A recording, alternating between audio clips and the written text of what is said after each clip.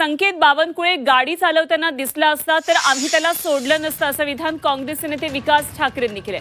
आमचं या घटनेकडे लक्ष असल्याचं त्यांनी म्हटलंय। तर दुसरीकडे विकास ठाकरेंच्या या विधानावर सुषमा अंधारेंनी मात्र आक्षेप घेतल्याचं दिसतंय। ते असे का बोलले हे अनाकलनीय आहे आणि काँग्रेसचे काही स्थानिक नेते हे भाजपला मदत तर करत नाहीत ना असा सवाल त्यांनी उपस्थित केलाय। सुषमाताई तिकडे राहतात, मी नागपूरचा, पश्चिम नागपूरचा आमदार आहे। ही माझ्या मतदारसंघातली घटना आहे आणि बाकी सगळ्या नेत्यांपेक्षा जास्ती लक्ष देणं माझं काम आहे, कारण की मी यांच्या विरोधी पक्षात आहे आणि मी ती लक्ष देऊन होतो। आणि जर कुठे संकेत बावनकुळे गाडी चालवताना दिसला असता तर त्याला कुठल्याही परिस्थितीत आम्ही सोडलं नसतं।